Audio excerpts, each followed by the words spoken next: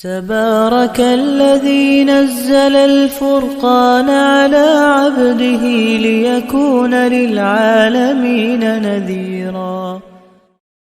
عالم ایسی چیز کھائے گا دنیا اس پر فخر کرے گی۔ میں اس پر واقعہ دے رہا ہوں۔ امام اعظم ابو حنیفہ، اللہ اس کی قبر پہ کروڑوں اربوں رحمت نازل فرمائے، صحابہ کے شاگرد سید الفقہاء والمحدثین بیٹھے ہیں۔ ایک شخص آتا ہے، 2-3 مہمان ساتھ ہیں۔ امام صاحب نے اپنے شاگرد کو کہا جاؤ وہ جو ساتھ بندہ بیٹھا ہے، جو اس زمانے کا ہوٹل تھا، ہوٹل تو نہیں کہیں، اس زمانے کی جو ایک وہاں پر دودھ وغیرہ ملتا تھا، تو کہا اس سے دودھ کے کچھ کپ لے کر آؤ تاکہ مہمانوں کا اکرام ہو سکے۔ اس ہوٹل والے نے اپنے ایک شاگرد کو چند دودھ کے کپ دے کر بھیجا۔ امام صاحب نے اس چھوٹے بچے کو دیکھا کہ اتنی چھوٹی عمر میں یہ کمانے بیٹھ گیا۔ اسے کہا بیٹا جب پیالے اٹھانے آنا تو مجھ سے ملتے جانا۔ امام اعظم رحمہ اللہ کے پاس جب مہمان چلے گئے اور وہ آیا، کہا بیٹا کیا کرتے ہو؟ کہا جی میں یتیم ہوں۔ اچھا کس کے بیٹے ہو؟ میں ابراہیم کا بیٹا ہوں۔ وہ ابراہیم جو فوت ہوئے تھے؟ جی جی جی جی۔ کیا نام ہے؟ یعقوب نام ہے۔ اچھا تو اس جگہ کیا کرتے ہو؟ کہا اماں نے مجھے یہاں بطور شاگرد ٹھہرایا ہے، مجھے 1 ہفتے کا 1 درہم ملتا ہے، ہمارے گھر کا گزارا اس سے چلتا ہے۔ کہا بیٹا تو اس چیز کو چھوڑ دے، میں تجھے ہفتے کے 2 درہم دوں گا، علم دین پڑھنے آ جا۔ یعقوب نامی بچہ، سنیں ذرا اینڈ تک سنیں۔ یعقوب اس بچے کو کیا پتہ، انہوں نے کہا جی بہت اچھا، پیالے دیا، استاد جی السلام علیکم، امام صاحب کی کلاس میں پہنچ گئے، 2 درہم چلتا رہا۔ ہفتے کے بعد جا کے ماں کو دیا تو ماں شکریہ ادا کرنے ہوٹل والے کا آئی، انہوں نے کہا مائی صاحبہ او مولویوں دے ہتھے لگ گیا ہے، مولویوں کے ہاتھوں چڑھ گیا ہے، میرے پہ کام نہیں کرتا، کسی اور کے پاس بیٹھا ہے۔ کہ جی 2 درہم، کا جی مولوی نے دیے ہیں۔ وہ آئی امام صاحب کے پاس، بچے کا ہاتھ پکڑا، اٹھا کر لے گئی۔ کہا میں نے اپنے بچے کو یہاں ضائع نہیں کرنا، کل تجھے کوئی پکڑ کے جیل میں ڈال دے، اس کا کیا بنے گا؟ وہ اٹھا کر دوبارہ ہوٹل پہ، امام صاحب کے مہمان آئے، وہ یعقوب بچہ پھر دینے آیا۔ امام صاحب نے کہا بیٹا جب پیالے اٹھانے آیا نا اب آ جا، 5 درہم ہفتے کے پکے، چھوڑ دے، اللہ تجھ سے علم کا کام لے گا، دین کا کام لے گا۔ وہ بچہ پھر بیٹھ گیا پڑھنے، ماں کو 5 درہم دیے، وہ ہفتے بعد پھر آئے۔ کہا کیوں میرے بچے کا مستقبل تاریک کرتے ہو، کیوں میرے بچے کو ضائع کرتے ہو؟ اللہ اکبر۔ بھاولپور کے دوستو، امام صاحب نے گویا اللہ کی عزت پر بھروسہ رکھ کے ایک جملہ بولا جس کو رب نے حرف بحرف پورا کیا۔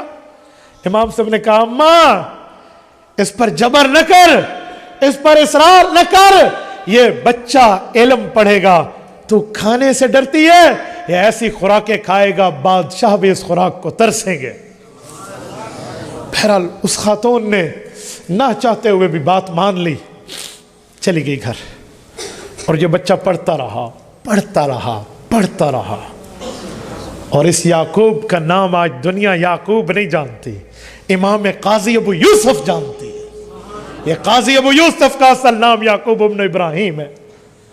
دنیا میں سب سے بڑا امام ابو حنیفہ کا شاگرد بنا، جو امام شافعی کا دادا استاذ ہے، امام محمد کے استاذ ہیں امام قاضی ابو یوسف، اور امام محمد امام شافعی کے استاذ ہیں، یعقوب ابن ابراہیم القاضی۔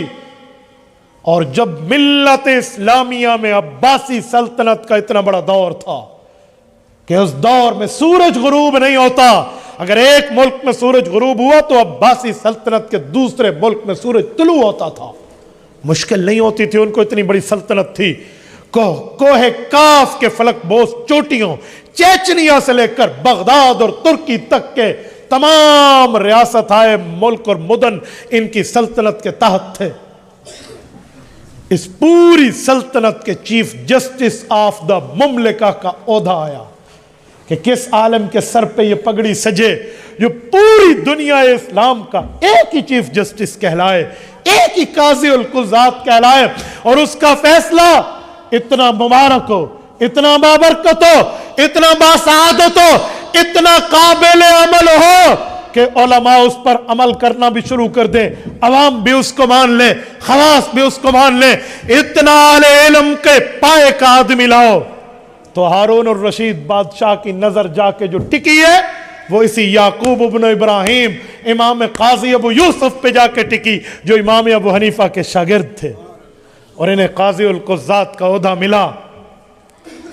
ایک دن قاضی ابو یوسف بیٹھے ہیں، اتنے بڑے ملک کے اسلامی قاضی، اور ان کے پاس کھانے کا ایک تشت پیش ہوا، پستہ، بادام، فالودہ، کانجو، اس طرح کے ڈرائی فروٹ پیش ہوئے۔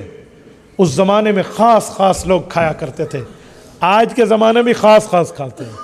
عام کسی بندے کو کہو، جس نے کہو میں نے آدھا کلو چلغوزے کھائے ہیں، تم میں ایک بندہ ہاتھ کھڑا کرے اور مجھ سے انعام لے۔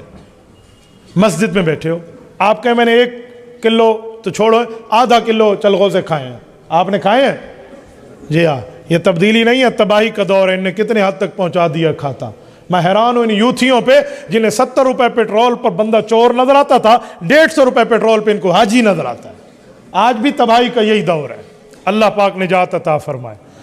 اس زمانے میں بھی لوگ اتنا نہیں کھا رہے تھے، کوئی خاص خاص چیز تھی، غربت کے زمانے تھے۔ تو قاضی ابو یوسف کے دربار میں جب یہ پیش ہوا تو انہوں نے اس کھانے کو کھایا اور تھوڑا چھوڑ کے رکھ دیا۔ بادشاہ نے کہا قاضی صاحب یہ کھانا تناول فرمائیے، یہ ہمیں بھی کبھی کبھی ملتا ہے۔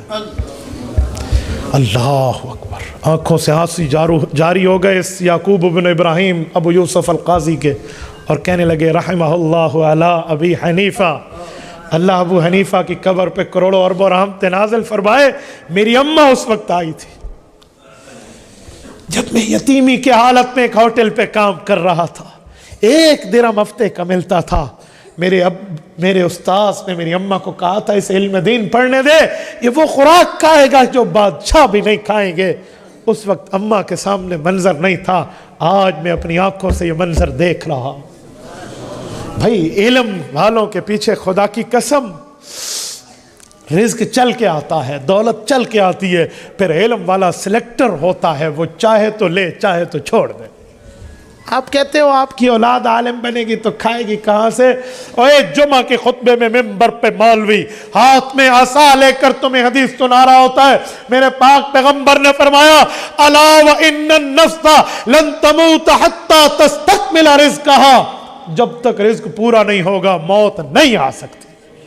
تو بھئی رزق مقدر پہ ہے، رزق خواہش پہ نہیں ہے، مقدر پہ ہے۔ چمن کی فلک بوس چوٹیوں سے چلنے والے انگور پہ اگر میرا نام لکھا ہے تو خدا کی قسم وہ میرے دانتوں کے نیچے آ کر چبایا جائے گا، وہ مجھے ملے گا، اور اگر میرا نام نہیں لکھا تو سامنے کی پلیٹ کی چیز بھی میرے منہ میں نہیں آ سکتی۔ پہ رزق مقدر پہ ہے۔ تبارك الذي نزل الفرقان على عبده ليكون للعالمين نذيرا